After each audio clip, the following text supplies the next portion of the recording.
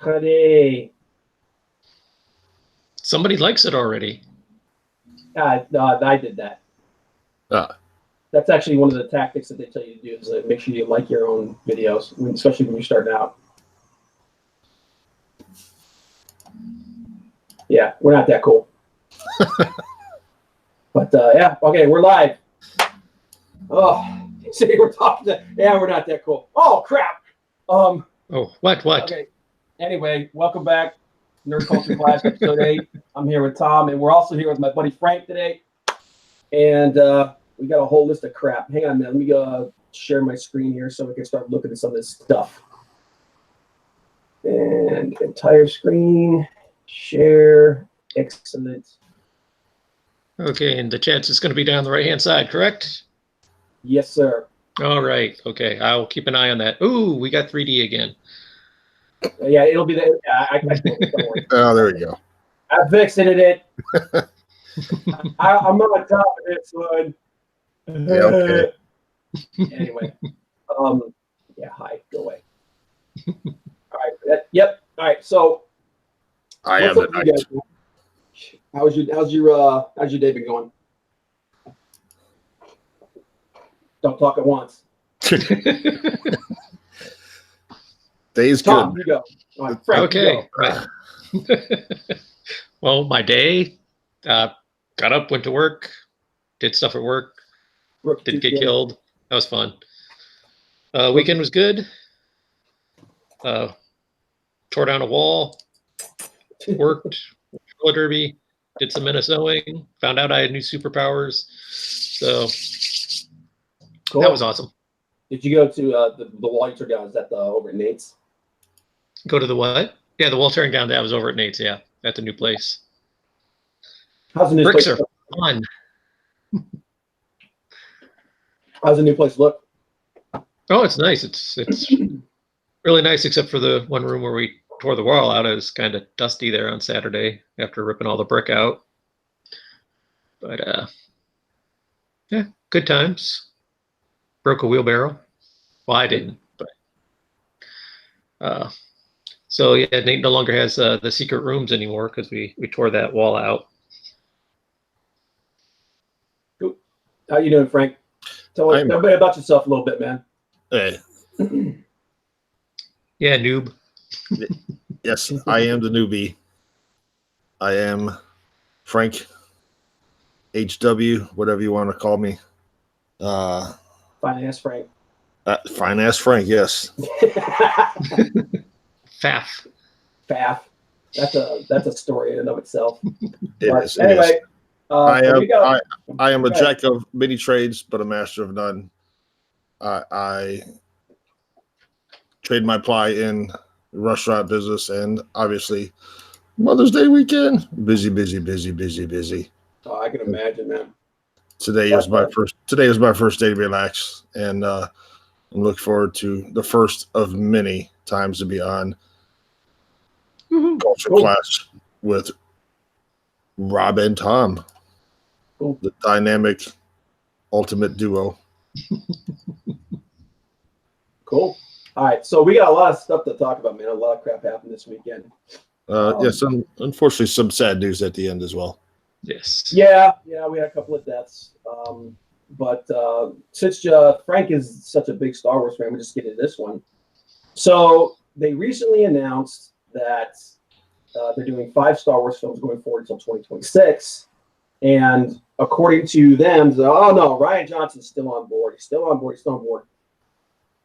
Well, the trilogy that was announced that was going to be taking place after Rise of Skywalker is not Rian Johnson's. So everyone thought that because they announced the trilogy and 2 standalone films, they were thinking, well, the trilogy is going to be Rian Johnson's, and the standalone films will be the 2 guys from Game of Thrones. Well, apparently that's not the case. Apparently the trilogy is the Game of Thrones guys. So everyone's going, where's Rian Johnson's trilogy then? And the answer is, it's probably not coming. So this is an article from Bounty Into Comics. And again, they're saying rumor Rian Johnson's new Star Wars trilogy has been scrapped. This is now take this with a grain of salt because we've heard this multiple times, and then Lucasfilm comes out and goes, no, it's still going on, it's still going on. But according to John Campia, who's a pretty reliable source, the 3 announced dates for the upcoming Star Wars trilogy films are not for Rian Johnson. And those are for Game of Thrones producers and writers David Benioff and D.B. Weiss, who we'll be talking about them later. So Campia, according to the article, Campia indicated the source tells him the Star Wars dates 2022, 2024, and 2026 are all in fact Benioff and Weiss.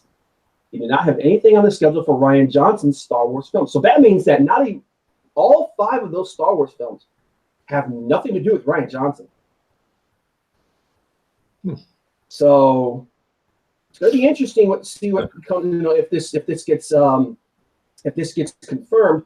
Campia is a pretty good source. Now they said that. Now, one of the things that happened is in an article they said that Benioff and Weiss were working closely with Rian Johnson. It may be that Johnson is going to be, like what he says right here, he may be consulting with them in their trilogy, but his trilogy is not on the slate. So that's some interesting news going forward here because, a lot of fans have said that if Rian Johnson does another Star Wars film, they're not touching it. Yeah, after the mixed reaction from The Last Jedi, I can understand that. Yeah, but apparently the 2 new guys in the block, the Benioff and Weiss, they're pretty much hanging their head on those 2 guys going forward here. It looks like. But I found that interesting, man, especially after just the comments that were made, like Kathleen Kennedy, and we all know that other than a few minor appearances here and there, she's been keeping her head down, man. Like the backlash that happened from Last Jedi and the divisiveness that came out of the fandom was largely centered around her and Johnson. And after a short period of time, especially after Solo flopped, she just disappeared. And it's going to be interesting to see what happens going forward here after. I think a lot of it depends on what happens with The Rise of Skywalker. I think if The Rise of Skywalker does well, you'll start seeing Kathleen Kennedy pop it up a little bit more. She'll get a little bit of her swagger back. But if that movie does not perform, if that movie does not hit, the highs that it's expected to, this whole thing is just going to get even more and more interesting as time goes on. So, but like they said, they're taking a short break after Rise of Skywalker, and we'll see what happens. 2022 is the next movie, so 3 years. Yeah. So, what do you think, Frank? And then the rumor is that it's supposed to be based on Knights of the Old Republic. Yeah, that's Kathleen Kennedy said that they were looking at that. And at first I was just kind of like going, you guys have been saying that for a long time. But considering where Benioff and Weiss are coming from, that might be the kind of playground that they want to be in, because that'll let them do pretty much anything they want without affecting, the original trilogy. Much. Well, much, yeah. I mean, obviously there's going to be a few little things here and there, but also if the theories that are coming out about what the title Rise of Skywalker means, like I don't know if you guys saw that article from Kevin Smith, what he thinks the title Rise of Skywalker means, and a couple of people like Ethan Van Sciver and a couple other people have chimed in on that. They think he's right. That could be bad.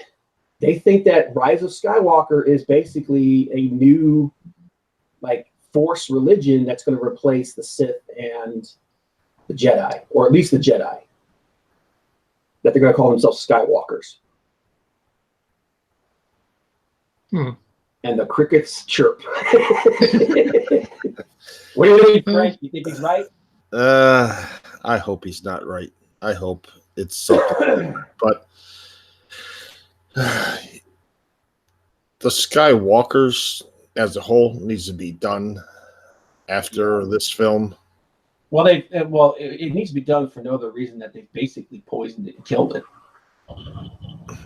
You know, I mean, I understand wanting to move on from the Skywalker line, but you didn't have to burn it down and piss on its ashes to do that.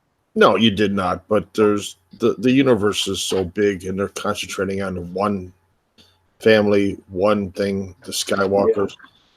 You know, if you're going to take a hiatus from these movies and then 9-10 years later from now restart the franchise, that's fine, but take it into a different area of the galaxy, not just centered on Skywalkers. Do something different. Yeah, I think honestly, I think considering that Benioff and Weiss are going to be doing this trilogy, I'm really hoping that the idea of them going backward, like normally I'm like completely against the idea of going backward, but when it comes to Star Wars, going back to the Old Republic era, that's probably a good idea. I don't know if I want them to go back and do like a Revan movie or anything like that. I'm hoping that that's not what they're talking about. But if they do something kind of like what they did with the video game, and they go back to a period like around that point, I think that could be a good idea. So, but yeah, that's some interesting news coming out. What do you think, Tom? I have no idea.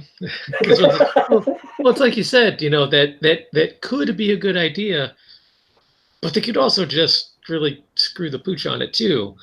I mean, because a lot of that stuff, a lot of it isn't canon anymore, so they can play with it as much as they want, but that'll probably just piss people off. Well, I think the sweet spot is to tell an original story while still paying homage to what has come before. I think that's Frank said. Yeah. Well, like Frank said, do something on the side. Do something that is in the universe that hasn't been covered yet. It's still the same continuity. Don't break anything by doing it. You know, we're going to do the side story about a super uber gigantic force user guy that's going to be the new. No, stop it. Don't do that. So, I mean, and you can do stuff and not even have it based around force users, just people that are in that setting. Yeah, kind of like they did with Rogue One. Yeah. I think that's what the standalone films are going to be. They're going to focus on the non-Jedi aspect of it. But as far as that would be cool. The trilogy is concerned, I think you need to have that in there because it's such a big part of that universe. But I don't think you need to have. I think it's possible you could do something where the main character isn't. You know, well, I've never seen the new Harry Potter movies that take place before Harry Potter and the Sorcerer's Stone. Oh, the Fantastic Beasts. Yes. Now, obviously, that takes place when Dumbledore is younger. Yeah. But you could do something. I mean, I don't know how they're getting over as far as critics and Rotten Tomatoes, but you could do something in that vein with this trilogy, with the directors or writers from Game of Thrones, and use something and tie it into the prequel trilogy. Yeah. I don't know. But no midichlorians, though. Get those. Oh God! You just said the other dirty word, man. Dude, but you could do something with Darth Plagueis and beyond that time. Yeah. Well, some people have theorized that it would be cool to see like a movie with a young Yoda. So you're talking about 700-800 years ago. that would be, some people were interested in the possibility of that, like not have him be the main character, but maybe he's like the Padawan of one of the characters or something. Something like that. I mean, there's all kinds of ways you could pay homage to what's come before without crapping on it. You could do Yoda and the Sorcerer's Stone. Yeah. Yoda, the precocious teenager. He lives by his own rules. Yeah. Don't tell me what to do, old man. But, you will tell me not to do things. Okay, so, but yeah, it'll be interesting to see what's going forward. But I mean, the more and more we're hearing, the more and more it's looking like Rian Johnson is just getting kicked to the curb, man. So we'll see what's up. Maybe he's gonna. Maybe they demoted him from doing a trilogy to just doing a standalone. That could be. Yeah. All right, move on. So another interesting piece of information is Zac Efron is being courted to play Adam Warlock in Guardians 3. And my response to that is, okay, well, better late than never, I guess. Yeah, it's about time they get that Warlock in there. It's one of those things where you're like, what's the point of introducing him now? It's the biggest effect that he's going to have would have been Thanos, and that's done. But one theory, and well, now let's talk about the casting first up. I think this is a pretty good casting, man. Zac Efron, yeah, his movies are hit and miss, but the few times that I've seen him do something that was like really serious work, the dude's not bad. He doesn't suck. And he, I really liked him in that movie, The Greatest Showman. I liked him in that. I liked him in that series, that recent miniseries they did where he plays Ted Bundy. He's getting rave reviews for that. Mm-hmm. So there was a rumor that he was going to be Beta Ray Bill. Well, now the rumor, that was the original rumor that he's going to be Beta Ray Bill, which I'm like, that's a terrible idea. But the new rumor is that he's going to be Adam Warlock, and I'm like, okay, I can see him doing Adam Warlock. Now, what this could also be is there's a lot of questions surrounding the Soul Stone about why it works the way it does, because none of the others work that way. There's something more involved with the Soul Stone, and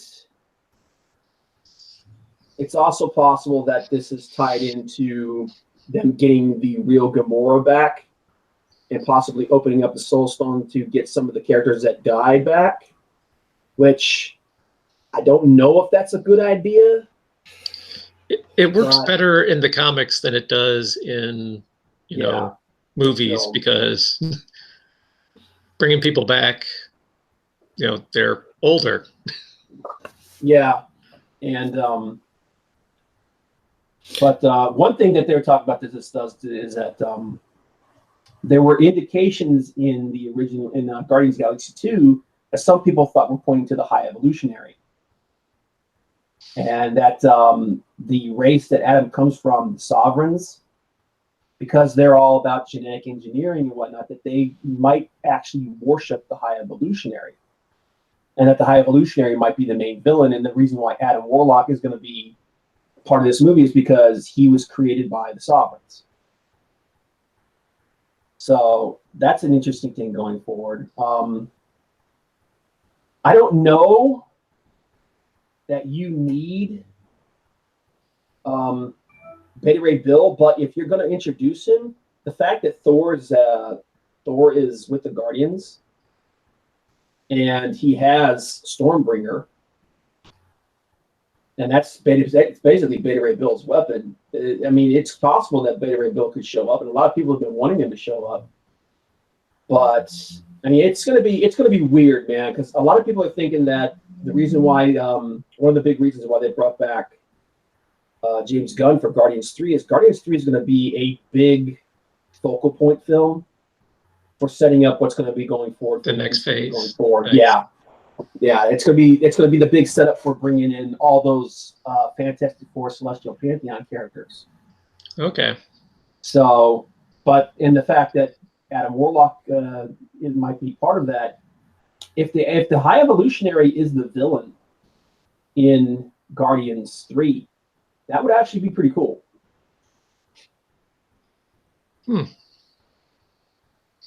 Tom's over here going, I barely even know who this guy is.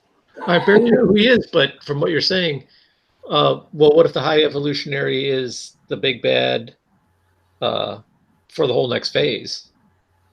I could see him being the big bad guy for, like, say, the next Avengers film, and also being a way to that. But that's also a way that you could also bring in Doctor Doom, because Doom and the High Evolutionary they've crossed paths with each other before. High Evolutionary is one of those characters that he shows up in a lot of places, and they're also saying that if the High Evolutionary is the main villain, this is also a possible way to bring the X-Men in. Okay. Because he's basically a super geneticist, and it's an interesting situation. The idea that the Sovereigns worship him like a god, that would actually be pretty cool. Because it would kind of make sense for that to happen. And he's a powerful enough villain that he could be really, really dangerous. Because he's also kind of a little crazy. Okay. He's a mid-level boss. Yeah. He's a mid-level boss who's really good at leading to other things. You know what I mean? He's a good branch-off character. Mm-hmm. So it would be interesting to see what they're going to do with that, because, like I said, they're right now, they're like, this is the list of all the characters that could potentially be part of this. You got Adam Warlock, you got Beta Ray Bill, Quasar. I mean, these are some pretty big characters for the whole Celestial thing. I'd just like to say the one picture of Adam you keep scrolling past there. Yeah. That is good comic book crazy right there. Yeah. Oh yeah, dude. Yeah. That's I don't know who that is. Is it Dave Cochran? It might be John. It kind of looks like that. It's got that John Byrne feel to it, but I don't think it is. I'm not sure. It's a little because this picture, whatever this is, it's blown up. Yeah. So the detail is actually a lot bigger and darker than it normally would be on the page. But the thing is yeah, and that's the thing. Adam started off as a villain. He started off as a bad guy, but he quickly became a good guy. But because at the end of the second Guardians movie, she's talking about creating Adam to help take out the Guardians of the Galaxy. So he may start. It may be one of those things where he starts the movie as a villain, as a bad guy, switches over. Yeah. But yeah, it's interesting news. But as far as Zac Efron being cast to play Adam Warlock, I think he could do it. You know, yeah. He is a little bit of a pretty guy, but so's Adam. I mean, look at the freaking Flock of Seagulls haircut, man. That's some serious 80s hair right there, man. I would say that's more Duran Duran than Flock of Seagulls, but oh yeah, you're right. That's definitely Hungry Like the Wolf material. But what do you think, Frank? I would love to see Adam Warlock, and I agree that he could be the next Avengers villain. Hopefully, Evolutionary, you mean? High Evolutionary, and hopefully a little bit more than Ultron was in the Age of Ultron. Yeah, Age of Ultron was one of those things where it could have been really cool, but I don't know. It kind of fell short. As much as I like James Spader, I just don't think he was the right person to do the voice for and the mannerisms for Ultron. And you could definitely tie Gamora in with Adam. With Adam, yes, and even segue into Galactus and Silver Surfer with him as well. Oh, you could definitely tie him in with Silver Surfer. He and the Surfer go back a long way. Yeah, which would help bring in the Fantastic Four. And as Tom and I mentioned before we started, no origin stories. If you want to do something, first 15 minutes that introduces the characters, that's fine. But Marvel Yeah. needs to move on from origin stories. Yeah, unless they're absolutely necessary. Yeah, unless it's somebody that people in general really don't know and they need the backstory. But otherwise, yeah, pre-opening credits or even under the opening credits, take a cue from the Lord of the Rings. They covered like 3,000 years of history in like less than 4 minutes. Yeah. There you go. Just do a nice little and backstory, and we're on the clock here, and Go. done. Now the movie starts. Yeah, and actually, his origin isn't really all that impressive. He was genetically engineered. He got grown in a test tube. You could always, I know they were talking about introducing him in Endgame, but you can also, if they want to, introduce the Living Tribunal with Guardians of the Galaxy and Adam Warlock. Mm-hmm. Well, there was some speculation that the Living Tribunal might actually be one of the big bads for the MCU going forward, because the Tribunal is not. He's neither. It's one of those characters who's neither good nor evil. It's one of those characters. It's like it's all about the balance of things. And considering what happened in Endgame, there's a whole lot of imbalance that's there now. They upset a lot of stuff. So there's some possibility there. And they've already touched on the possibility of the Living Tribunal with the first Doctor Strange movie. So we know he exists. But no, it'll be interesting to see what happens. But I thought this was a pretty cool piece of information. So yeah, I think he'd be good as Adam Warlock. He certainly looks the part. Yeah. So another thing I saw that was pretty cool. James Wan is producing a new Mortal Kombat film.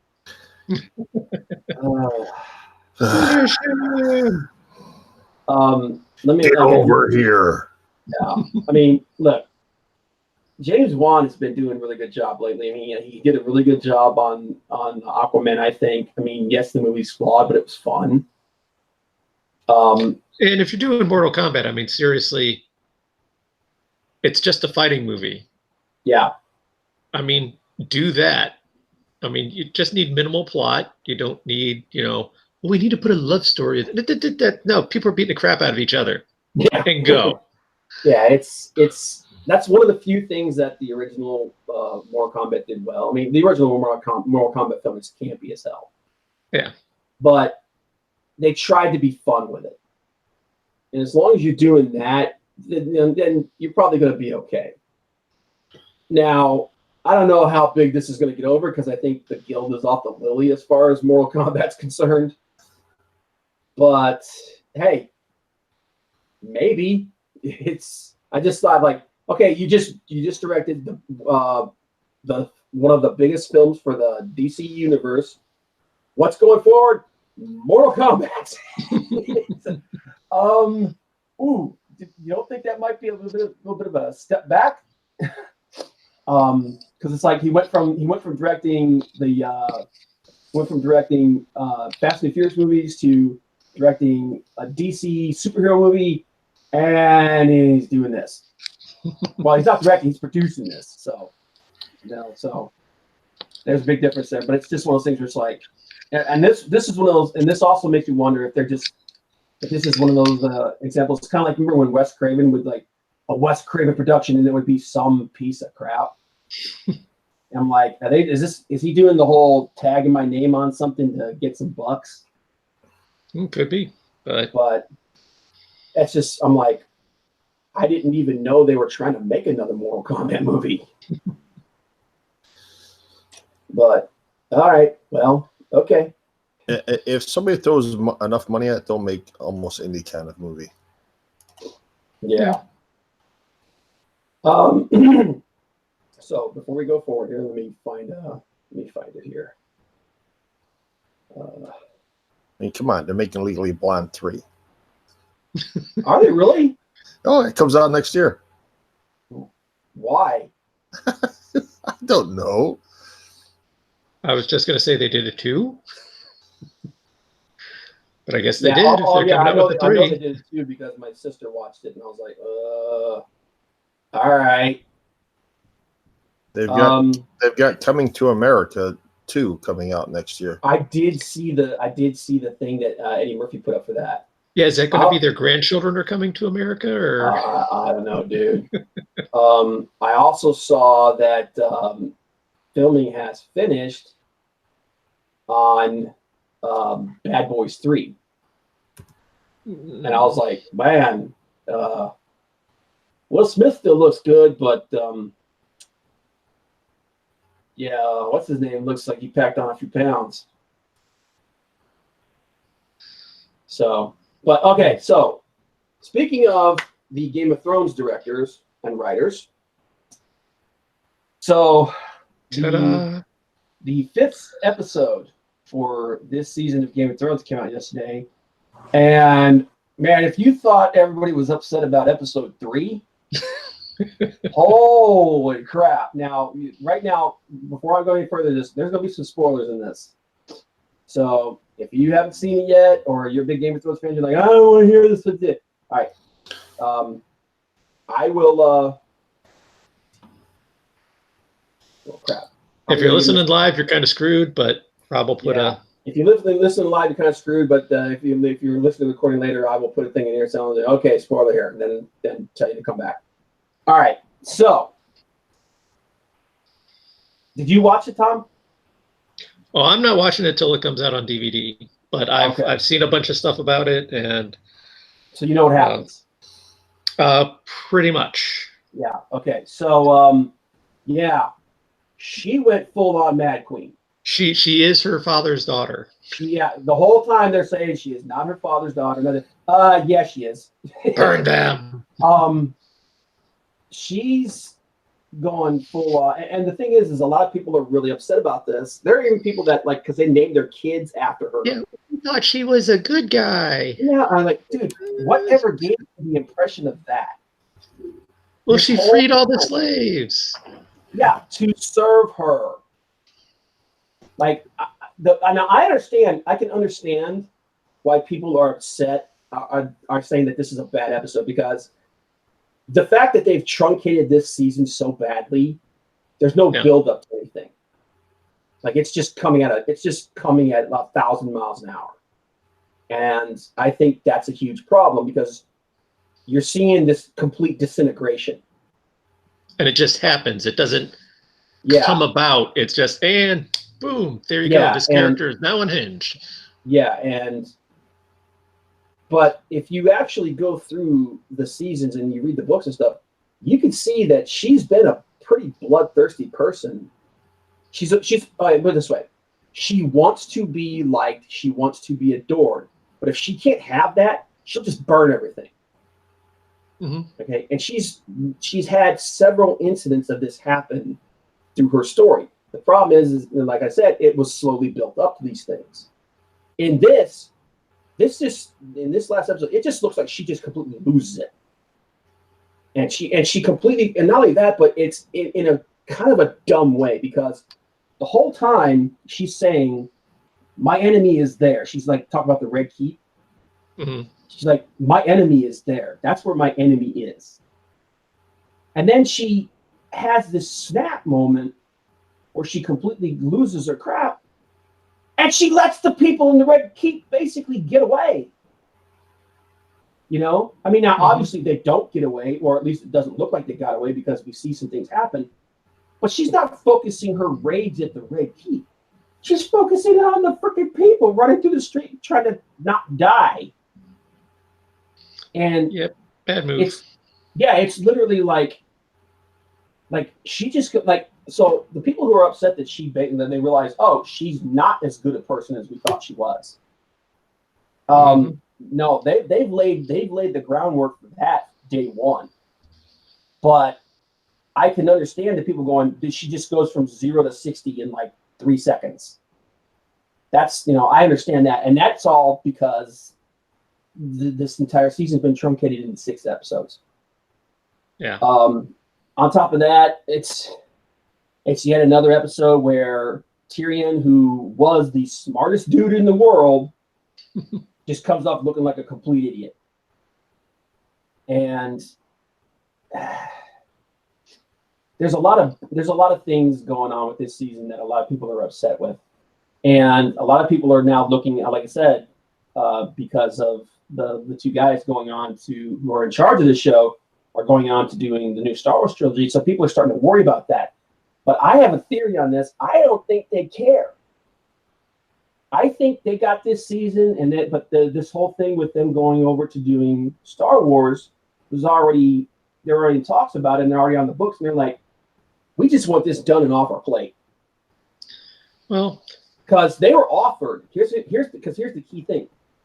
HBO offered them 10 episodes, and they said no. We only need 6.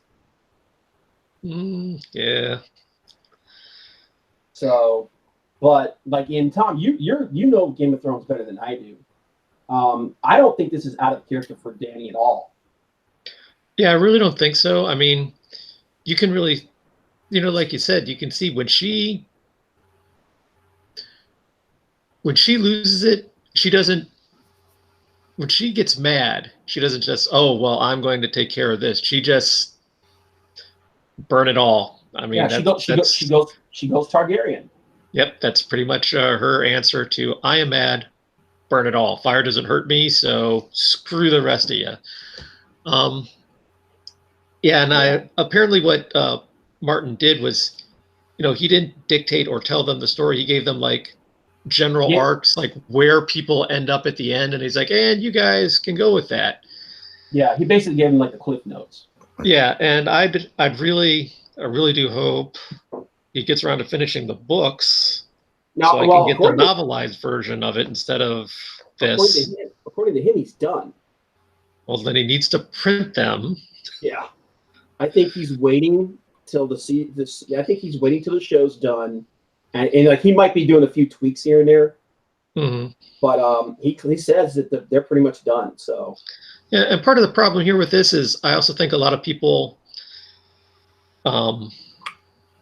Let's see what's a good way to put this. Don't screw up. It's become more of a television show than a telling of the novels. Yeah. Because like I said, if you're reading the books, you can tell right where he signed the contract with HBO to make it a TV show, because he started writing a script, not the novels anymore. And through the whole thing, it's kind of like reading history from a different point of view. Instead of reading history from the point of view of, okay, we're looking back on this now, and this is the narrative we're going with. It's kind of, this is how life is progressing in the 7 kingdoms. These are the people who it is being viewed through. So that's why you have Eddard Stark dying, because you're like reading the book going, wow, he's this is obviously his story. It's obviously about him. He's going to be oh crap, he's dead. Yeah. But yeah, like a lot of people are saying, no, why are you doing this to her? I was like, have you not been keeping up with current events? So her going completely crazy is not out of character. Now, there are some things about this there are some things about this season that I can understand people being upset about. I don't like Jaime's arc. Like, he had this big arc where he tried to become a better person. He got with Rian, and then he just goes back to the woman who treats him like crap. He just goes back. He knows that she's beyond. Basically, at the end of last season, he's like, she's beyond help. She's beyond help. I can't help her anymore. I have to go take care. I have to try and save, our world. And yet this is all a throwback, literally, to the throwback where he threw ran out the window. What did he say after that? Or, well, as he did it, anything for love. Yeah. It's just, like he literally he goes backwards. He goes completely backwards. And Lord knows I've seen people I know do this sort of thing. So yeah, I really don't think it's that big of a stretch. I mean, once again, from a typical storytelling thing, that's usually not what you do, but that's kind of not the point of the books from the beginning. Is it's not the normal story arcs aren't really Yeah. applicable. And then, I mean, John just. Well, the thing is, people are like, "Oh, John." So John has always been kind of worthless. Yeah. He really, he does not like. There's no bigger proof than the Battle of the Bastard when Dave Lewis is standing right next to him, going, "Don't do this. This is not what you want to do. You have to do this way. You know, you can't let him go. You can't." Oh, and there he goes. Yeah. That's been John the whole time. Why are people like John, the emotional creature? Yeah. And it doesn't make for a good overall leader. I mean, I could see him leading, like, in the Night's Watch, if he'd been like a captain, leading a squad or two of men, he'd have been awesome at that. But then he became leader of the Night Watch, found out he's, king of the, going to be king of the North, and he's going to be king of everything. And yeah, it's just not. Yeah. It's like Robert Baratheon. Good example. Yeah. He's a good man. I would love to hang out with that dude. He'd have been a lot of fun. And becoming king pretty much broke him. He's not a king. He's a great buddy, but yeah, as the ruler of a nation, yeah, he's just not cut out for that. No. So yeah, he just hoarded around, spent money, and left everything to a small council, and more or less let the Seven Kingdoms not quite go to hell, but he certainly wasn't taking care of them. No. And everything like I said, everything that's going on, it's not that it doesn't fit who the characters are, with a few exceptions, obviously. It's that it's happening so fast. Yeah. It's so truncated. It's literally like I said, it's like going from 0 to 60. But as far as her doing this, the groundwork for that was laid. And she's a Targaryen, man. That's just in her blood. That's who she is. She's been taught that her whole life, that you are owed this. Yeah. And whenever and then plus the fact that everything she knows about how to rule and how to be the leader came from her time with the Dothraki, who are like, yeah, you lead by strength and by violence. Yeah. Everything about her formation happens in these extremely, hostile environments. So the idea that, yes, she's like your typical ruler. She wants to be loved. She wants to be adored. But if she can't have that, fear will work. Mm-hmm. And to put fear into everybody, I will burn this whole city to the ground. So the idea that this what she does doesn't fit her character. It's not that it doesn't fit her character. It's that it just came on in an instant. Yeah. There was no build up to it. And I think that's what people are misinterpreting here. It's not that it's like her doing this makes complete sense to me. Because this is what she's done to everybody that's defied her. Now, now her killing all these innocent people and stuff, that's a little heavy-handed, but it's not without reason. It's not without possibility in her as well, because she says, all the people that I've liberated, they rose up and went after their masters. They helped me overthrow them. These people didn't. So in her mind, they're not really all that innocent. So, and again, it comes down to the fact that, they don't adore me. Why don't they adore me? And if they don't adore me, then they will fear me. Yeah. And that's what it comes down to with her. So, and it'll be interesting to see what happens with the last episode that's coming up. But as far as those two guys that were working on it, though, man, honestly, I think a part of it was the fact that they were looking to move on anyway. And they were like, look, yeah, we could do this better, but hey, let's wrap this thing up. I got places to go, people to see. Let's go. Yep. So, what do you think? Who cares about a fan? Who cares about a fan base? I'm out of here. Yeah. What do you think, Frank? I have never seen an episode of Game of Thrones. Wow. What's wrong with you? But Yeah, so the people that are upset, I understand why they're upset, but I don't think that they're upset for the right reasons. So we'll see what happens, man. But more and more and more, it's looking like old Johnny Boy here is going to be on the throne, or at least he's going to be the ruler. Honestly, I think what's going to happen in the last one is she's going to destroy the throne. Yeah, it could be. I think because remember the story is that what's his name used his dragon to forge the Yeah, to forge the blades. Yeah. Yeah. So the only thing that could unforge them would be her dragon. So aren't the dragons dead? no, she still got one. Oh, okay. Only one died. Well, no, two. Well, technically, two of them died. That was another thing too. Is like, well, the one died before. I mean, in this episode, I thought I heard somebody say that both of them died. Yeah, one died the episode before this. Well, died again the episode before this. No. This is episode 5. The undead dragon dies in episode 3.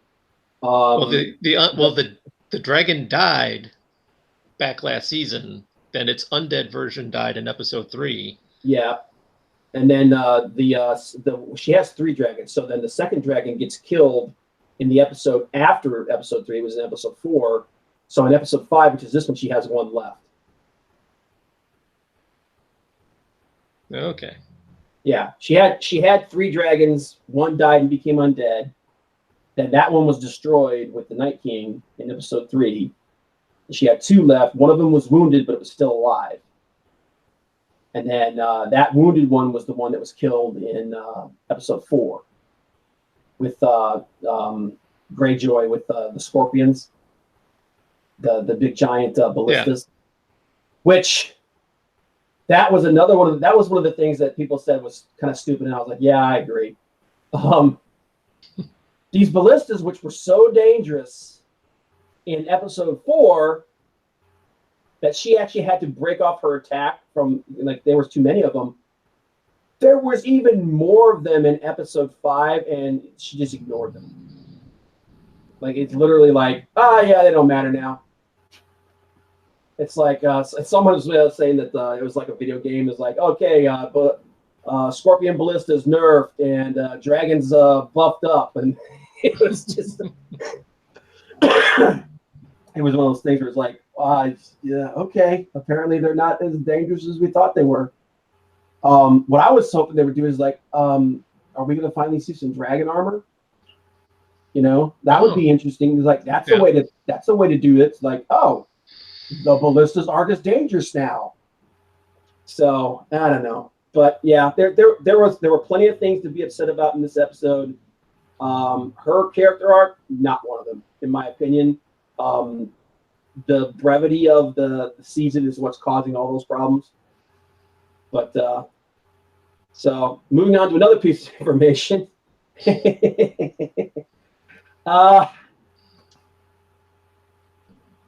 So now that so Marvel Comics about 8 months ago, they canceled all their X-Men books and relaunched them. And now they're canceling all their X books and they're relaunching them again.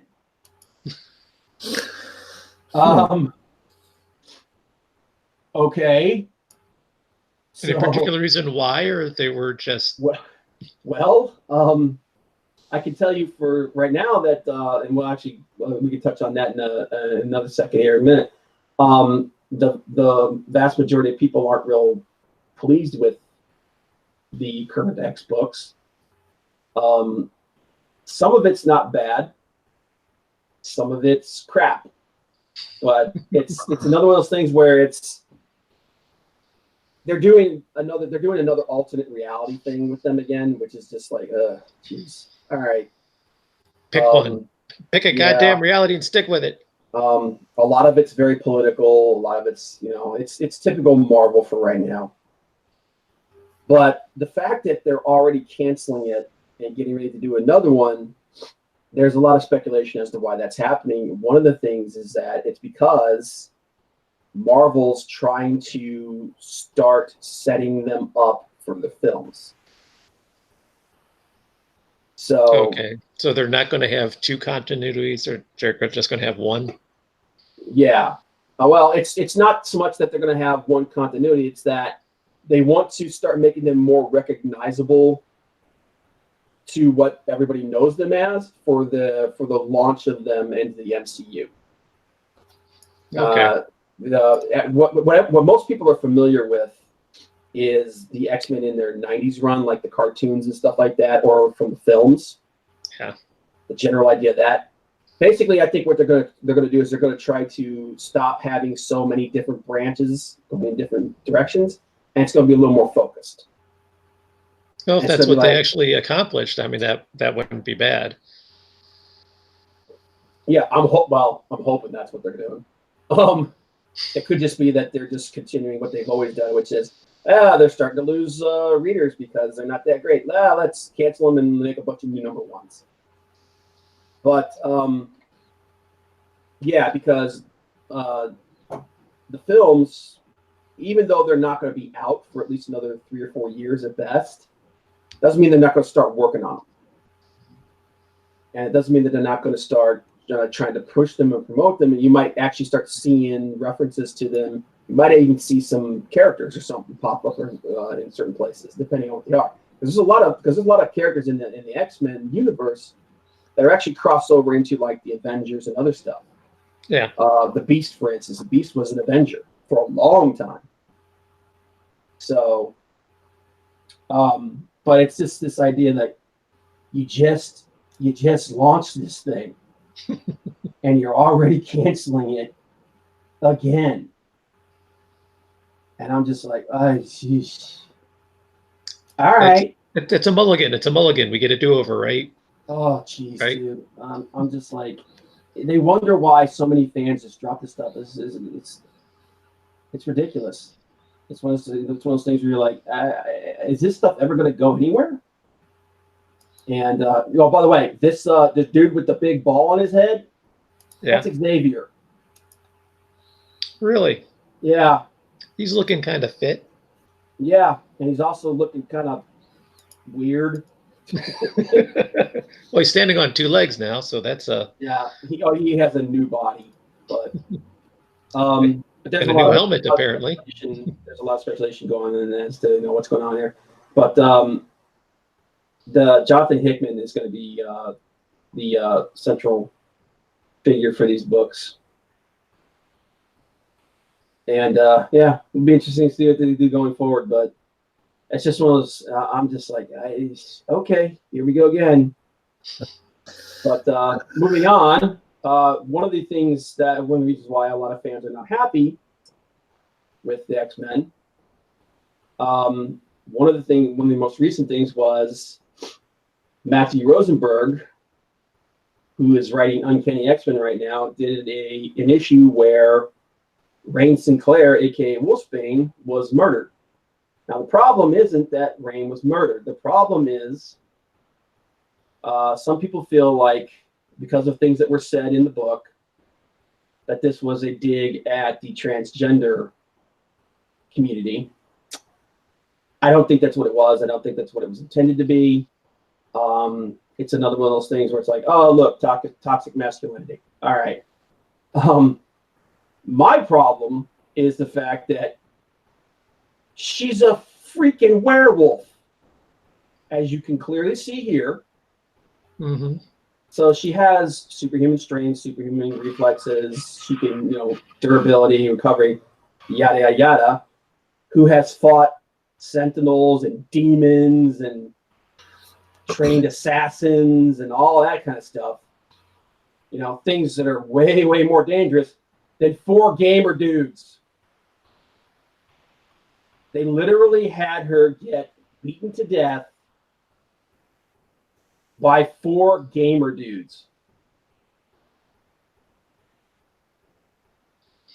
Okay. Yeah. It's like, even if she didn't have her powers, she's been trained by some of the best hand-to-hand fighters in the world. She's been trained by Wolverine. She's been trained by Cyclops. She's been trained by Cable. She's been trained by Storm. Did she just forget? It's like, look at this. She got killed by 4 gamer dudes. She got beaten to death.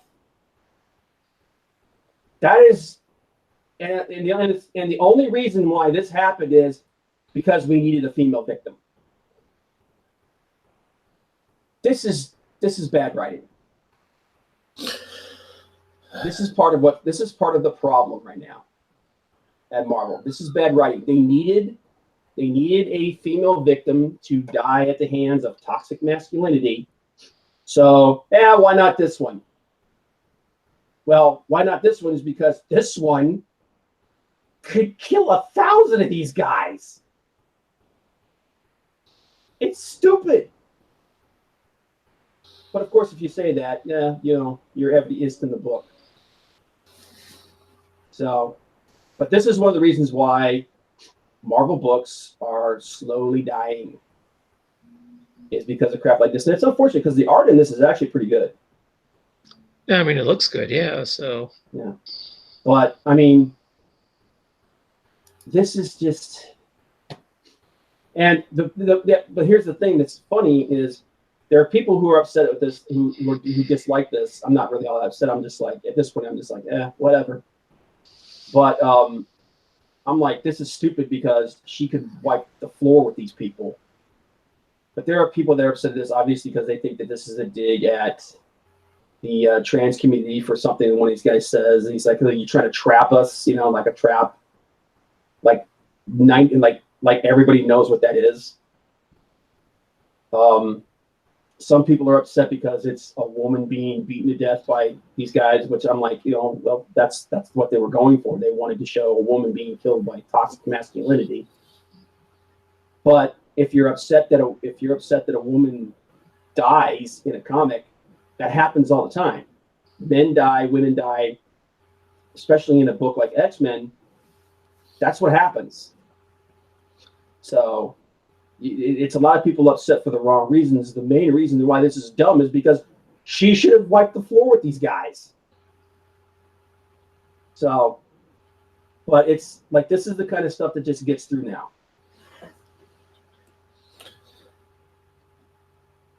Dumb. Yep. What do you think, Tom? Well, I don't know. I'd have to read it, but yeah, I mean, just from what I'm seeing here, what little bit I can read, like I said, she's a werewolf. 4 guys should be no problem. Yeah. A werewolf that has been trained in hand-to-hand combat. Yeah, 4 just guys. Yeah, 4 gamer dudes. Because we know those guys are in shape. It's one of those things where you're like, are you even trying? And the thing is, Rosenberg's run so far in this book has not been bad. It's been, I mean, it's been very uneven. It's, there are points where you're like, okay, dude, seriously. But it hasn't been terrible. It's actually been a step up considering most of the crap that's come before. But this is like a serious, like, this is dropping the ball, man. And I actually obviously I placed the blame on Rosenberg for writing this thing and not realizing, the character he's using this would never happen. But I also placed this on the editors, who the editors are like, they're the ones who let this through. Editors are like, yeah, sure, that'll work. So this is one of the reasons, but this kind of thing is one of the reasons why Marvel's fan base is slowly deteriorating. Among other things, obviously, it's other things. It's a lot of people just don't read comics anymore. But this is the kind of thing that's slowly killing it and resulting in a complete company-wide relaunch again. So, but yeah, that's one of those things, man. But on to something else more, better than this, more interesting and less depressing. Well, I guess that depends. Yeah, not that one. Disney is taking full control of Hulu because why build your own streaming service when you just take someone else's? Actually, this is part of Disney. This was actually part of Disney's plan all along, apparently. Because one of the big questions that everybody had about Disney's new streaming service, Disney Plus, was what about all the content and stuff from like Warner Brothers? I mean, not Warner Brothers, but Fox and other MCU titles, movies and stuff like Deadpool. You're not going to put those on Disney. Well, this is what they're going to do with it. They're going to put it on Hulu. Hulu's going to become part of. It's basically Disney Plus is going to be. Here's the Disney stuff. Here's the other stuff. And that other stuff is going to be on Hulu. Okay. Now, Hulu, Disney already had a stake in Hulu. And when Hulu was first launched, it was a combination of companies. It was Disney, 21st Century Fox, Comcast, NBC Universal, and Time Warner, who all had stakes in Hulu. Well, Disney bought 21st Century Fox, so they automatically got their stake in Hulu. And now Disney has a deal with Comcast, and Comcast is going to sell their interest in Hulu. And Comcast had something like 30%. So Comcast's interest combined with Fox and Disney's interest, that gives Disney control of Hulu. So Hulu belongs to Disney now, or it will be. And now this deal, it's kind of like the Fox deal. It's going to take a long time to finish this thing. In fact, they're saying it's upwards of 5 years. But because of it, it would mean that Disney takes full operational control of Hulu now. So basically, Disney just went out kind of under the radar and just bought Hulu. Yeah, pretty much. So, yeah, see right here, Comcast owns roughly a third of Hulu. So they're basically, and then we're talking like $27 billion. So the question that a lot of people had was, what's Disney going to do with all of their more adult content and stuff? Well, now we know. It's all going to Hulu. Which isn't a surprise because Disney actually has a couple of Marvel series already on Hulu. They have Runaways, they have Cloak and Dagger. And what a lot of people think is that this is where some of the more adult shows that Disney announced for the Marvel Cinematic Universe, some of the things that they thought would be a little risque for the Disney Channel. This is where they think they're going to be going. Okay, that makes sense. Yeah, but this kind of just happened, man. It's just like I heard a little bit about this a couple weeks ago, and then boom, done deal. So, be interesting to see. But this is actually what it looks to be is Disney's looking to kind of have like a three-prong thing with their streaming service, which is I believe they're talking about another one like news and sports, which will be something that they're going to have to deal with in the future. But considering that they own ESPN, they could just put ESPN as part of their streaming service now. You know, like maybe dial back all the extra ESPN stuff that exists right now, because there's like 5 different ESPNs. And that's about right. Yeah. So they could dial that back and then put all that other stuff on their streaming service. Don't forget ESPN Ocho with the obscure quarterly sports. Oh my God. If you can dodge a wrench, you can dodge a ball. But yeah, so I saw this. I was like, okay. Disney's continuing to take over everything. One step closer to world domination. You got the XFL coming to ESPN. Yeah, and MMA, the UFC signed a deal with ESPN recently. They're starting to show ESPN MMA stuff on ESPN. I know there's a couple of MMA shows, and I think there's a couple of exclusive fights that's on ESPN now. So interesting to see what happens going forward. But okay, so I want to talk about. All right, well, now let's get this out of the way because it's kind of sad. So we had a couple of deaths over the weekend or over the last couple of days. Tim Conway, star of the Net Show, he passed away at 85. He'd been battling an illness for quite a while. Now, contrary to some reports, though, it wasn't dementia or Alzheimer's. Because I remember seeing a thing that said that he had Alzheimer's. I was like, oh my God, that's absolutely horrible. But it wasn't dementia, it wasn't Alzheimer's apparently. So those were misinformation. But I really liked Tim Conway, man. I like when I was a kid, my parents, they obviously they control what you watch. I used to see all the Disney films with him, like the Apple Dumpling Gang. And, they run that away and that away.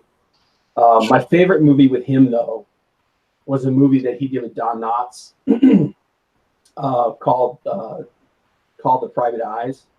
Oh, yeah. Dude, that thing was friggin' hilarious. But he was one of those comedians that kind of like really, he just had he was one of those improv comedians, and he was just really, really good at it.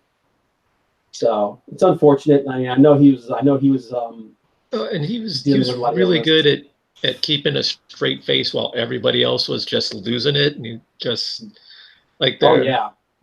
I think his favorite the favorite sketch that I remember him from was the Butler sketch.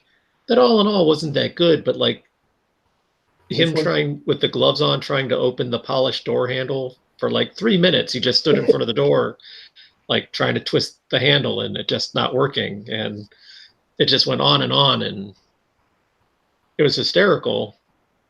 But he didn't say anything. He just stood in front of the door trying to open it, and he pulled it off. It was great. Yeah, he was really good at that situational stuff. Yeah, I like the when he was in the original Shaggy Dog. Oh yeah, I remember that. But yeah, so we lost Tim Conway. That's very sad. So heart goes out to his family and everybody. But we also lost Doris Day. Yep. Which was that one. I'm really not surprised by that because she's really getting up there. I mean, again, I'm not saying it's unfortunate. Obviously, she was one of the few people we have left from the golden age of Hollywood. But yeah, she died. She was 97, so she hung in there. But I started just reading some interesting things that people were saying about her, and they like William Shatner and George Takei, Seth MacFarlane. Like, that's when you know you had a really powerful career, man. When you get people from every walk of life, even the like newer, like younger actors like Luke Evans, man. They're like this is a career that touched a lot of people. But yeah, I saw this. This was interesting. She said she didn't want to have a funeral. No. She didn't want to have a memorial. She didn't even want to have a grave marker. Oh. So it's one of those things that's like I guess they're just gonna cremate her and she's gonna disappear. So kind of odd. But I mean, I know that there are some people that's what they want because they don't want their grave becoming like a big deal or like people coming to mess with. Like, what was his name? Morrison. Like Jim Morrison from The Doors. Yeah. Like Eddie. Like Freddie Mercury. Like to this day, nobody knows where he's buried. There's like one person. That's it. So that was a pretty interesting thing to me. I was like, wow, she just wants to go away. But yeah, so a little sad. A couple people a couple interesting people we lost. But something fun and something happening. So like you, Tom and I have talked about a couple times in the past. We both kind of like to support indie comic creators. And even though I don't think you could call Doug TenNapel an indie comic creator so much anymore because he's done so much mainstream stuff, but Doug TenNapel, who just came off of a really successful campaign with his Bigfoot Bill, has launched Earthworm Jim, the comic book. So if you really don't know, Doug actually created Earthworm Jim. And the amazing thing is that this book made over $100,000 in its first 24 hours. Wow. Yeah, like he was only like its fixed goal to actually get made was only 12 grand. It blew that away by almost 1,000%. It's at 116,319 right now as we speak. And this is that's pretty impressive. Doug's a really cool guy. He's a really cool, entertaining guy. The Bigfoot Bill book actually was really cool. That's one of the books that I wish I could have backed. Like I said, I just didn't have the money. But when he released that book, I'm gonna see if I can. I think there's a picture of it down here of the Bigfoot Bill. Yeah, this is the Bigfoot Bill pick. This is what the book looked like. It was a hard cover, hardbound book. It looked like it was made out of leather. I mean, this thing was huge. Oh wow. Yeah, it was really cool, man. Like it's one of those things. It's like it's almost like, and that's what he wants to do. He wants to do the same thing with this Earthworm Jim book. Well, I think you can now. Well, yeah, I'm pretty sure you can. But it's actually going to be. I think it's going to be the size of it. It's oversized. It's 9 by 12. Oh, so okay. it's big and it's 160 pages. Wow. Yeah, and it's going to go through like if you're a fan of Earthworm Jim, I love Earthworm Jim. I used to love that. Remember the cartoon? Oh my God, that cartoon was so fun. But the game was great. But this is going to be about how Earthworm Jim actually came to be. It's going to be about the creation of the super suit and all those things, all those questions that everybody's always asked him. He's actually going to do a graphic novel talking about it. So you can get the regular Earthworm Jim book, $25, 160 pages for $25. Not bad. That's really good, man, because your average comic is between 18 and 24 pages.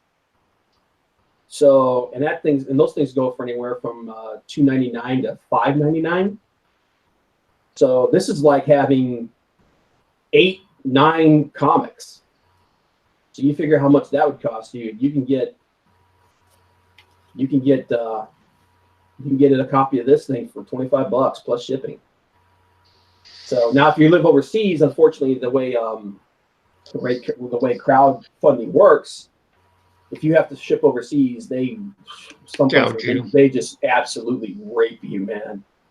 But and this one right here comes with a making of Earthworm Jim, I believe the video game and the actually no, it's a making of this book because he went back and he collabed with the original team from the video game. So he brought all of those guys back together and talked to them. It's been 25 years since they did that freaking game. Oh my God, I feel old. But yeah, so I just thought this was really cool. Like I said, Doug's a really cool guy. I mean, you may disagree with him as far as his politics and whatnot are concerned, but overall, he's just a really decent dude. And I'm glad to see him succeeding like this. But yeah, dude, 116,000 in less than 48 hours. Jeez. If everybody wishes their friggin' crowdfunding went that well. Yeah, it's already at $120,000 right now. Oh, did it update? Oh Yeah. my God. Let me see here. Jeez. Oh, good God. Yeah, dude, this thing's going to be ridiculous. This thing's going to hit $350,000, $400,000, I bet. That's insane. This Bigfoot Bill, I think, went to 160, 180. So, Yeah, Jim What? will easily hit 200. What's that?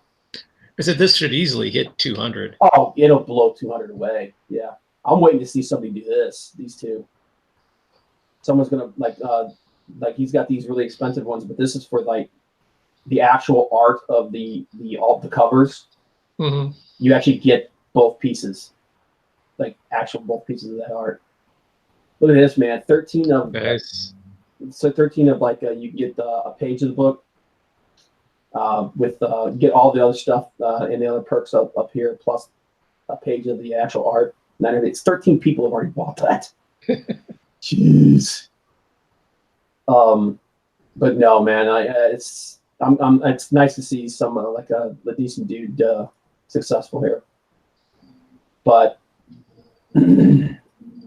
yeah, it's was it you, Frank, that was asking me about the books to back? Yes, that was. Yeah, unfortunately, I mean, I've got a huge list. These are the ones that I have backed right here.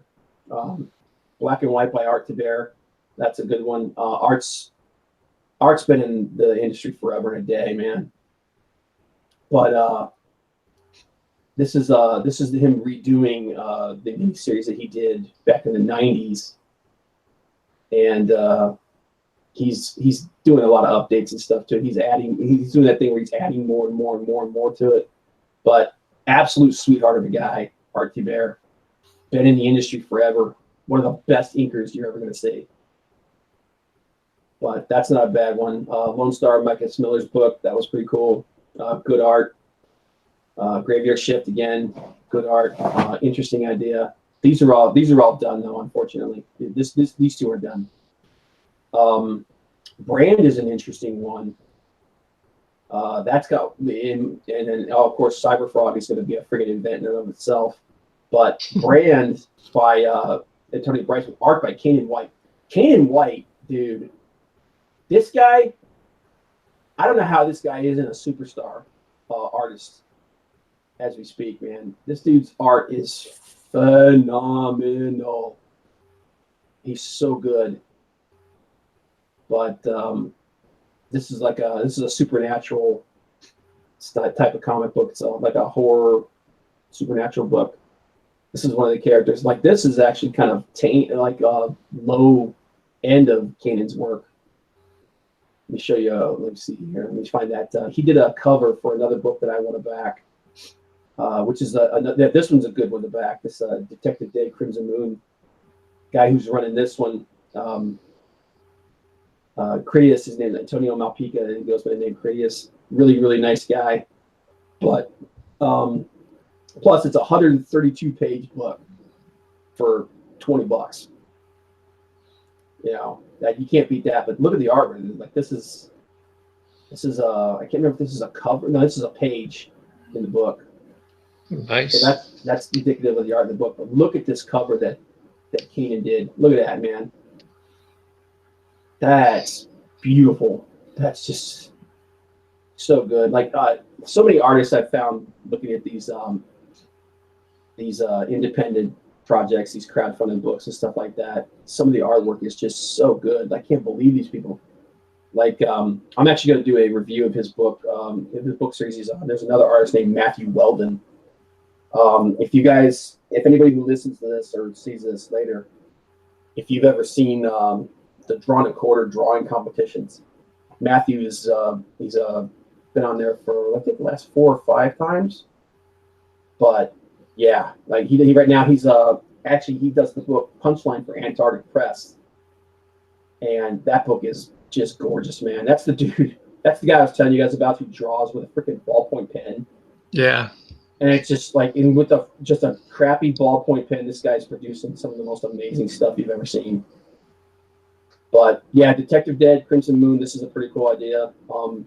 This is a good one to back. And like I said, for bang for your buck, man, 132 pages for $20.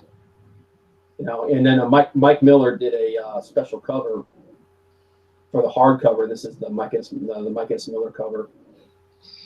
But there's a hardcover version you can get for $50. And but then up here, there's also for $40 you can get your choice of covers. So you can get, if you want the Kanan White cover, Mike Esmilla cover or the Donald DeLay cover. Donald's a pretty cool dude as well. He did a book called Bruce the Badass. But I just like this kind of like supernatural crime noir feel. Kind of stuff. That's what this is. So that's another. Yeah, that looks pretty good. Yeah, it's like I'm like you look at the artwork in this and it's like this is pretty good stuff. So the artist he got in this, I can't remember his name now, and I feel bad about that. I think it's Eduardo.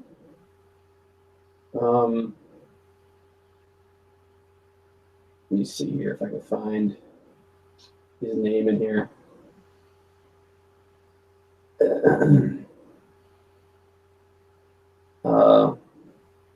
Yeah, unfortunately, I can't see it.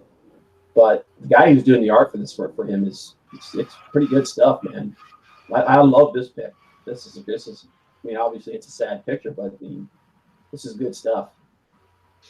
So that's another good one to check out. This is one that I really was looking at, and I'm glad that I'm not too late because I was worried. And he made his funding. He did good, but this is Asami Children of Rusu. This is kind of like a throwback to those old samurai, like anime samurai storylines. Yeah, supernatural type of stuff. But this has more of an indie comic feel to it. Obviously, if you look at the artwork here, but yeah, this looks kind of interesting. I'm really interested in this one. So, yep, looks violent.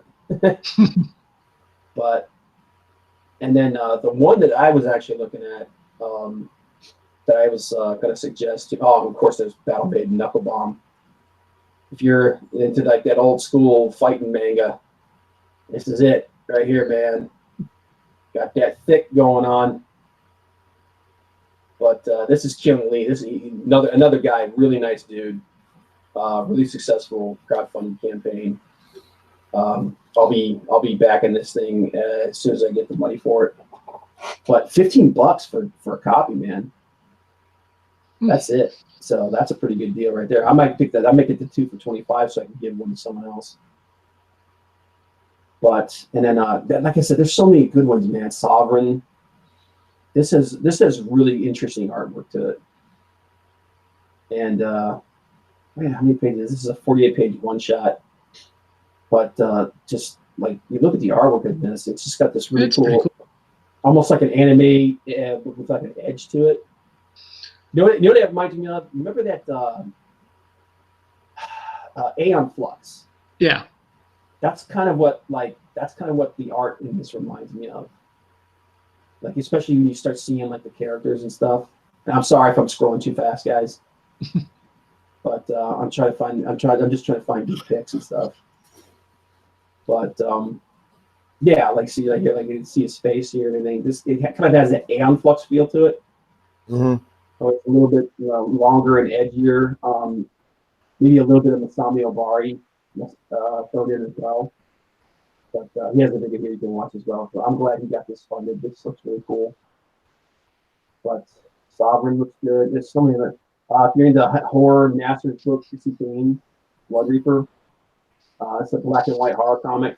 Nasser's a pretty good dude. He's really young. Ethan, yeah, he already made a couple of the crowdfunded reward tiers on this. One of them was a character card drawn by Ethan. So that's really nice. But the art's got that kind of like that old school, dark, scratchy, graphic noir kind of look to it. Yeah. This is another. This is a special cover you can get by John Malin. Another one by Dinah. Dinah's a regular on the fan edition of Drawn and Quartered. Really good anime style artist. A couple other ones, but it's got that almost like that. Like you remember back when indies were like first hitting that coming out, and a lot of the artwork was a little rougher. Yeah, this is what this kind of reminds me of. But it's almost like everything's done with like one of those really with like a quill. Yeah. I got to see if Perry's got anything up right now. Fred Perry. Yeah. I'd Does heard. does he do crowdfunding stuff, or does he just do Yeah. everything through Antarctic? No, he does a lot of the bricks are all crowdfunded, and some of the other like side things, because I think that's the one that either is up or will be up soon, is like a collection of side stories from Gold Digger.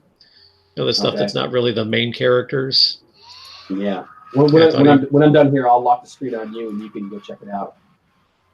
And you can pull some stuff up that you're looking at, because I know that one we were talking about the other day that he got his funding, and he said that you could still pick up copies of it from his store.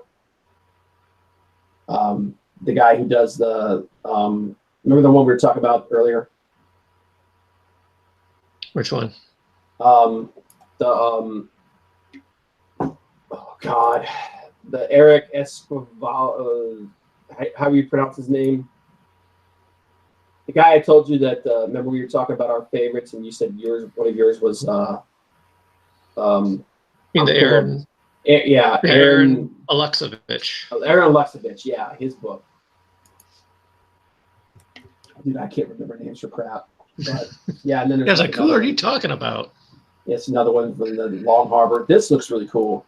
It's got that got some really cool HP guy, not HP Geiger, but well, a little bit of HP Geiger, but more like HP Lovecraft kind of thing.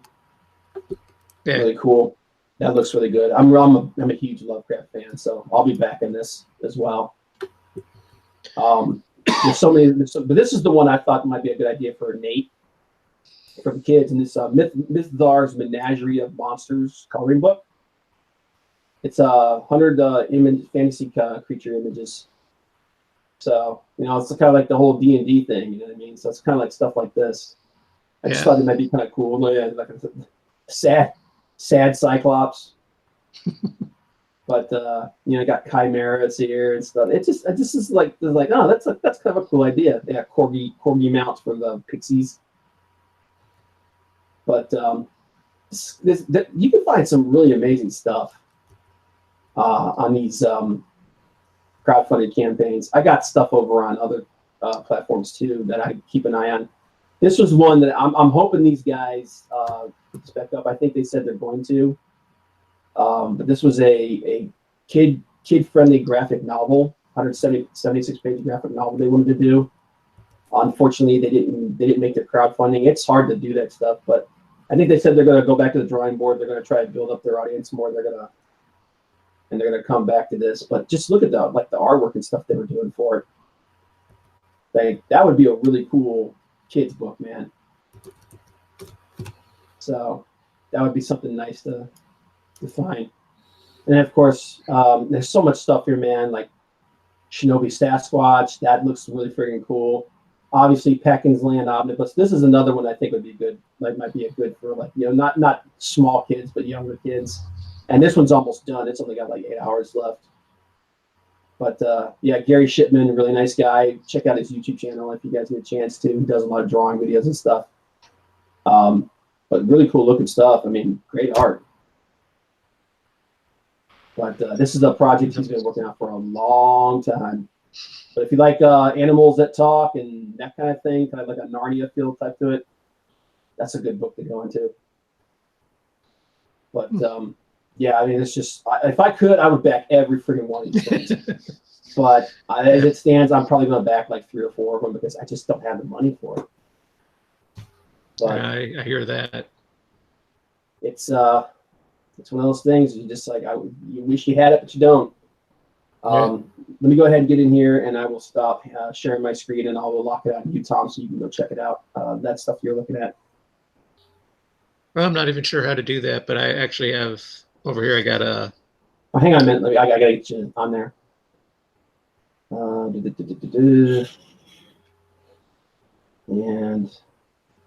here and.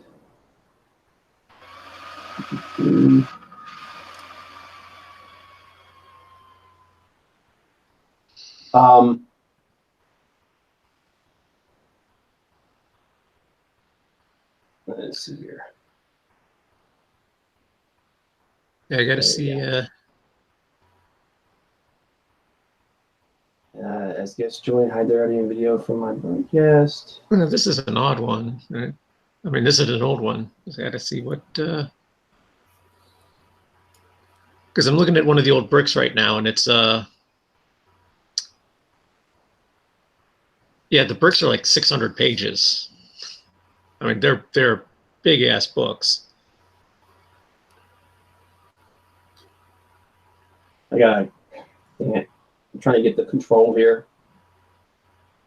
Control. Cummings, share controls. There we go.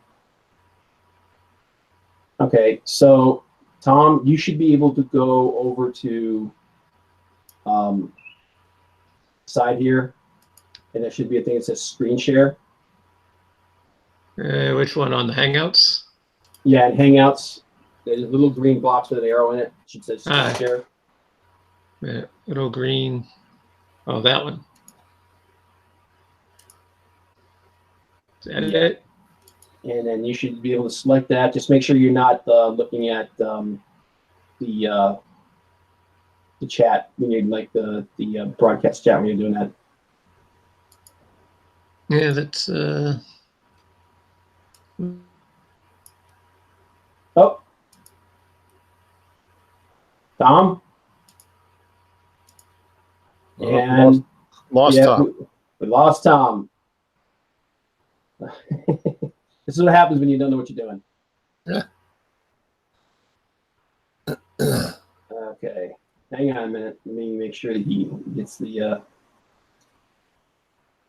copy that, close that. We'll make sure he's able to get back in here. Make sure I give him a fresh link. Because it created all kinds of problems. Because we suck at this. Yeah. It's just, you know what, dude? We're learning. It's a work in progress. Tom Cummings. Fresh link. There we go. And then maybe send him a text, let him know what I did. But yeah, dude, like I know you were asking me about crowdfunded stuff the other day, and I'm like, that's, you know, there's so many of them, and I've got stuff on other platforms too. Like I backed a drawing book by one of the legendary artists in the comic book industry, a guy by the name of Bart Sears. And I backed that over on Kickstarter. But if you look around, and like I said, like I like to back indie books, period, because those are people that really need it. A lot of the Comicsgate guys, like I back their stuff because, you know, some of them I think some of the stuff's really good, and I think they're decent people. But if I see a book and it just doesn't care for it, I don't care who puts it out. I'm just not going to back it. Yeah, so I saw you backed, or you recommended Hero. Yeah, Hero was a book. I actually met the two guys who were doing that. I met them. Actually, let me grab a link to that real quick, to their book, and I'll show that. Copy that. And but I met them the other day on Nasser Abadi's stream. And they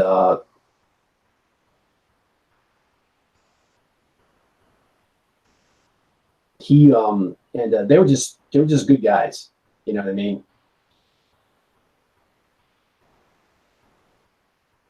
So we passed it. I pasted that in the Hangouts.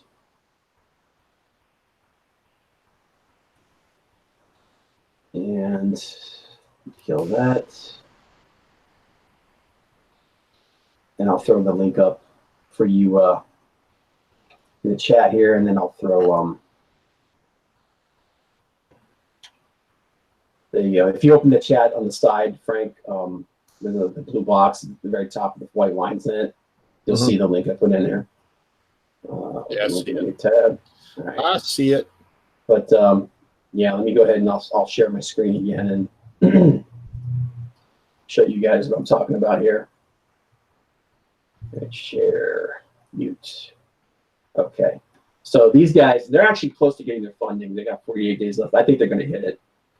But this is their first book. They're just starting out, and this is kind of like the super soldier kind of storyline thing going on.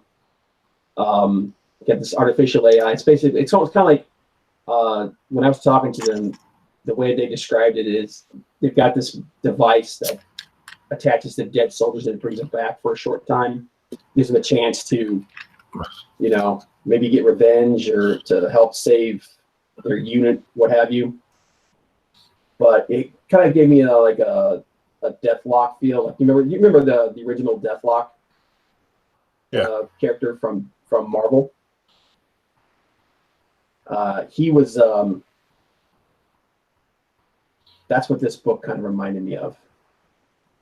So, like I said, I met those guys, talked to them. They seemed really, really cool. So,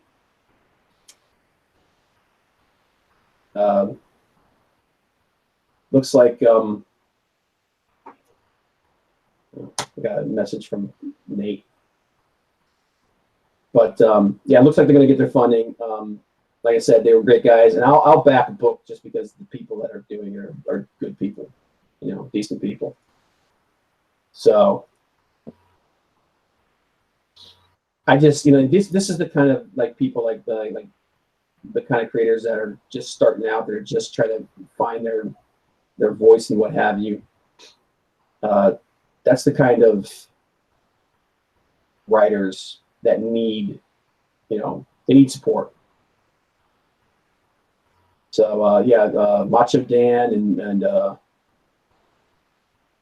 other guy's name is escaping me right now, and I apologize for that. But excuse me, they're just both really good guys. And I don't know, man. Looking like Tom might not make it back in here. Hang on a second. And on here. Let's see if I can get Thomas back in here. Send items. Okay. And of course, my email is freezing up. But we're about to wrap it up here anyway. So give it one more second here.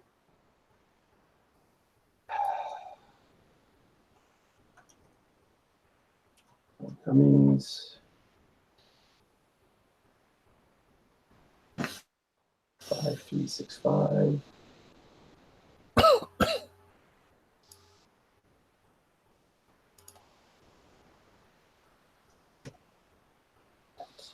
gmail.com.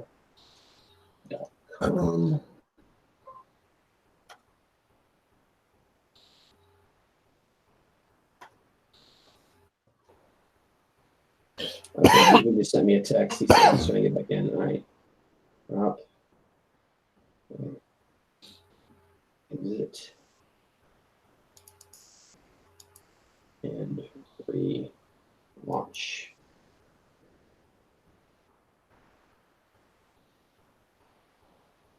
All right, we'll see if we can get in here. Let's see if we can keep the dead air going here for a few minutes. But yeah. Oh, so what? But yeah, that's some of the crowdfunding stuff that I'm looking into. Actually, let me go on Kickstarter and see if we can get an update. There you go. This is the book that I backed for Bart Sears. Let me go ahead and share again. What is that?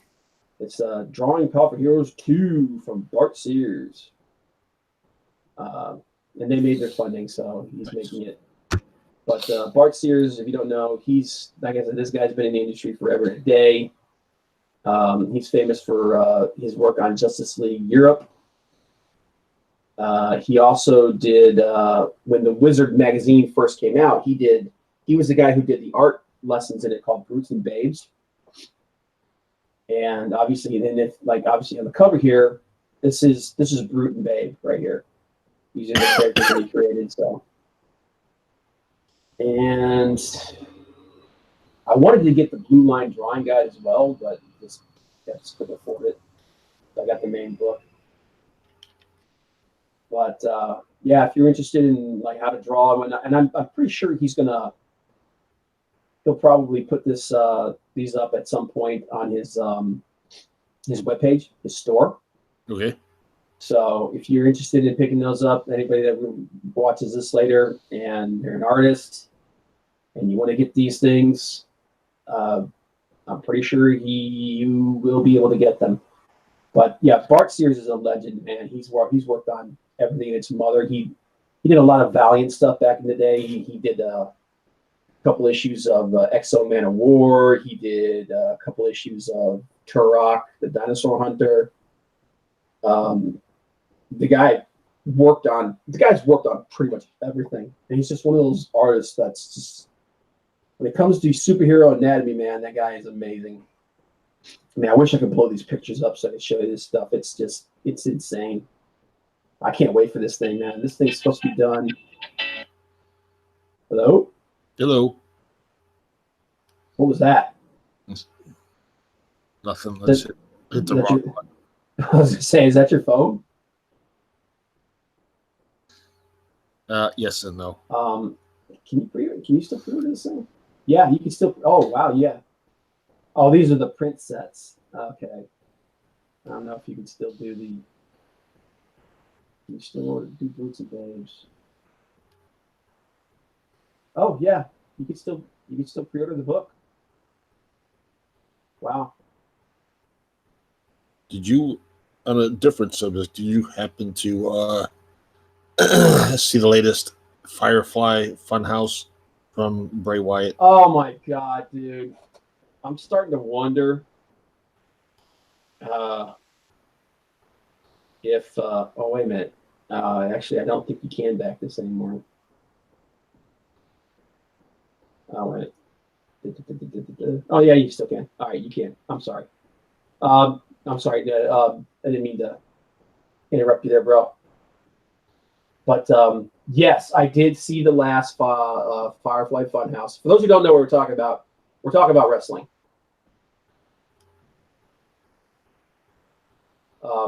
You want to go ahead and take it from there, Frank? Yes. Bray Wyatt, otherwise known as Mike Rotunda. He was IRS in WWE. It's his son who got buried multiple times, most recently most remembered by John Cena. Just buried his character, and they repackaged him, and now he's doing a Pee Wee Herman, Mr. Rogers type character, and just turned rather dark last night on Monday Night Raw. Yeah, well, they've had like little hints of like something really messed up. Like with the character, but last episode he went full on friggin' like demonic, which I kind of expected, but at the same time it was kind of like I thought it was going to be more just like the creepy dude. I wasn't expecting it to be full on biker demon. So it'll be interesting to see what happens, man. That's one of those gimmicks where you're like, I'm watching it going, this is either going to work out really well or they're going to crap all over it. And after seeing that, I'm not sure which direction. Oh, crap. Let me stop broadcasting. Holy cow. Yeah, it does. Yeah, you got to be careful with that. It says I'm about to join the Hangout. Still waiting. Okay. So hopefully Tom will be back here in a minute.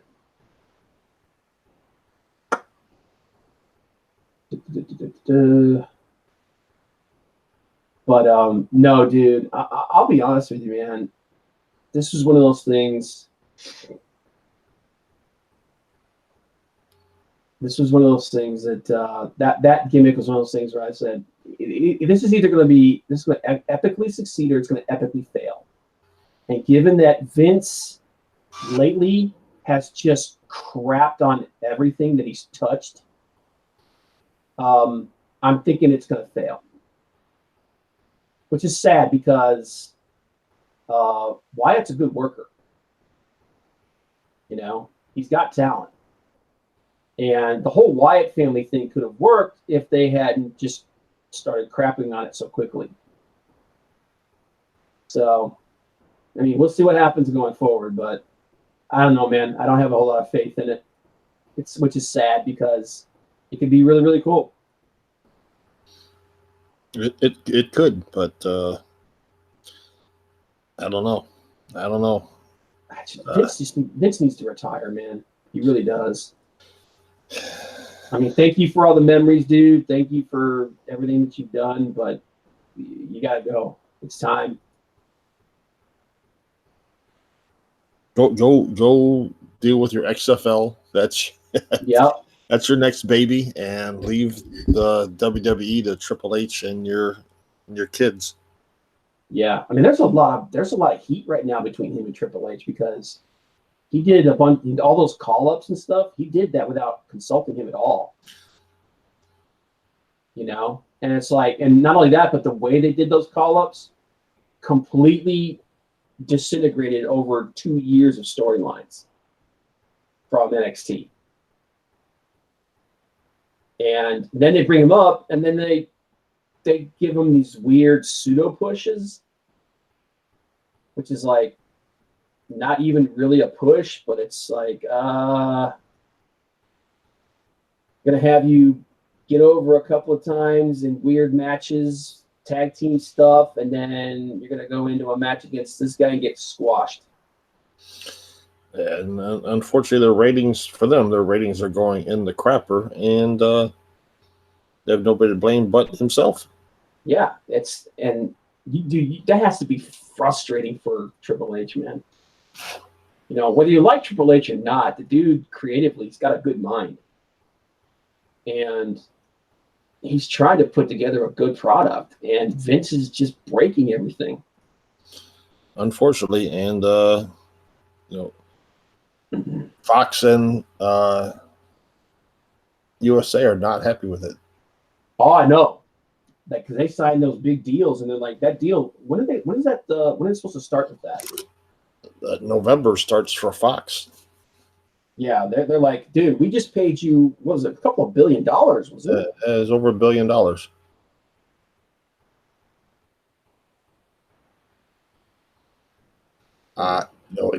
They've got no talent, and I honestly think you've got wrestlers that want to leave. Dean Ambrose gone. Sasha Banks on hiatus. Well, did you see what they're doing to her and Luke Owen? Who? Did you see what they're doing to her and Luke Owen? What's his name? The guy. Luke Harper. Luke Harper. I'm sorry. Yeah, I mean, neither one of them want to be there. They're just destroying the Revival. I mean, the stuff that they are doing to the Revival. If I were them, I would never come back. And if I was somebody that wanted to come to WWE, and I saw that, I'd be like, do I really want to be part of this if I'm in the doghouse for WWE? Because they're just the what they're doing with them and the Usos is just ridiculous. I mean, it's pretty stupid. What? Hey, Tom's back. There it goes. Oh my God, dude. Yeah, let's not try that again until we know what we're doing. You all right? I'm here. Tom has Okay. returned. All right. We were just talking wrestling, so you didn't miss much. Yeah. Yeah. No, I could hear you guys the whole time. Okay. We just couldn't hear you. I'll tell you what, man. Over in the chat, in the side chat over here, cancel that. Just drop the link of the stuff that you want us to look at, and I'll go look at it, and I'll pull the screen up. But no, what is this? Okay, Discord, please look at this link. Okay, I got a link to a Discord thing. Unfortunately, I think I'm in one hell of a lag here. Huh. Yeah, dude, it's very possible. Don't worry about it. I'm waiting. I'm not worried about it. You posted in the Hangout link, right? The Hangout chat, right? Tom? Okay, how's that?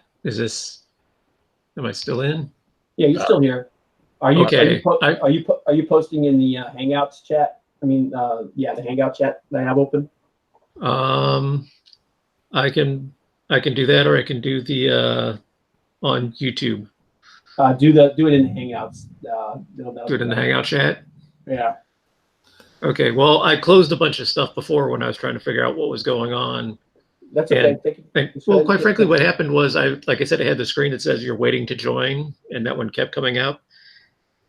And so I like closed out of a bunch of stuff, then actually closed that window, then was going to refresh it, and then just brought the window back up, and then it finally gave me the join button. So, okay, well, now I'm back, but time to say goodnight, Gracie. Yeah, not quite. We're getting Yeah. there. But there was one more thing I wanted to talk about before we left, and it's so I'm a big fan of Greg Capullo. If you guys don't know who Greg Capullo is a comic book artist, right? He's worked on Batman for the last couple of years, but he's worked on other things. He was the artist who took over on Spawn after Todd McFarlane basically retired from doing active comic book art. He's done a lot of stuff in the past. He did a couple books of his own, one called Haunt, which was really cool. Another book that he did that Nate and I have talked about in the past is called Reborn. So that was really cool. But the book that he did that really made me a fan of him was a book called Cretch. Creech. Cretch. And I follow him on Twitter and all that stuff. And he talked about some of the work that he was doing, and I put a tweet out there that says, "Dude, I'll buy damn near anything that you make, but I would buy the crap out of a new Cretch book." And then he sent me this tweet, and I'm going to show you guys this. And I about crapped myself. Okay. So sharing, it's going to go all weird for a minute. All right. So right here's my original tweet. I'll buy damn near anything you do, sir, but I would buy the shit out of a new Cretch book. It's happening. And even bigger than that, Scott Snyder and I have lots of plans. So if you don't know, Scott Snyder is the guy who wrote Batman while Greg Capullo was working on Batman. And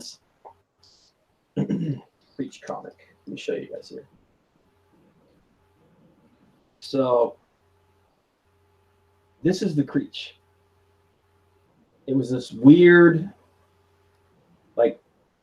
supernatural kind of. This weird supernatural kind of thing. So almost like the best way I could describe it is almost like a supernatural Hulk. Okay. And so the Hulk with dreads. Well, the Hulk with weird tentacle things coming out of his head. But the fact that a writer as good as Scott Snyder is going to be involved in this, that's pretty freaking cool, man. Like that's a big deal. So Scott Snyder is not a small time writer. He's a big time writer. But yeah, see, so there's like this is some of the artwork for the Creech. But yeah, I saw that tweet and I'm like, what? So and then obviously, oh crap, like right here. Actually, I could. Oh, so this gift down here is it is like a little funny thing. And there's my reaction right there, like what? And here's his and this little gif I put on there was this dude just grabbing money off the table and throwing it. He's like, here, have some money. Take my money. So, but I saw this like Greg Capullo he's a cool dude, man. He's a great artist. He's so good. He's one of the best Batman artists I've ever seen. But and then Scott Snyder replied, he's like, so this is like verification, and he's like, I'm excited to get to that one, dude. So this is pretty much confirmation that at some point in the future, we're getting a Creech, either a Creech sequel or a revival. And I gotta think that it's either going to be Image or maybe crowdfunded. But again, if this is like one of those things that's crowdfunded, man, like I said, here, take my money. But and I'm pretty sure that Nate was a big fan of the Creech too. So yeah, man, I saw this. Like this is the kind of interaction. This is the kind of stuff on Twitter and social media that I like. This is like a creator basically. He's like, this is a creator connecting with some of their fans. And like I put this out there and like I didn't expect nothing from this man, and then he's like, "Yeah, it's happening." And I'm like, so I just thought so closing on that. I just thought that was a cool thing, man. I was like, "Oh my god, dude, we're getting a Creech freaking a Creech sequel." No, I mean, here we go. I'm screwing it up again. But yeah, I just thought that was a cool thing to end the episode on today. So, but very cool. So if you're a fan of that kind of stuff from Image back in the day, if you're a fan of Scott Snyder, if you're a fan of Greg Capullo, man, there's apparently he's got a lot of irons in the fire, and one of them is the new Creech series. So cool stuff. But all right, I'm pretty much done, man. You guys got anything else or? No, pretty cool. All right. Next week, Tom, we'll try to touch on some of those books that you're crowdfunding, that you're supporting on crowdfunding and stuff. Some of the projects that you look into. But and Frank, if you can be here with us next week, that's cool. If not, we'll see you next time we see you, brother. I will do the best I can. All right, man. Well, thanks for everybody I think there was a few people that stopped in. I don't think it was a whole lot of people. Yeah, most I saw was 2 watching. Yeah. So yeah. That's not a big night, but hey. That's the way it works. But everybody who sees this later, appreciate it. If you guys like what you hear, hit like, hit subscribe. Leave a comment below if there's something that you think we can improve on. There's a subject you'd like us to touch on. Give us all the feedback we can get because we need it. But appreciate it. I'm Bob. I'm Tom. Tom, and there's Frank. And we'll see you guys next week. All right. See ya. Later.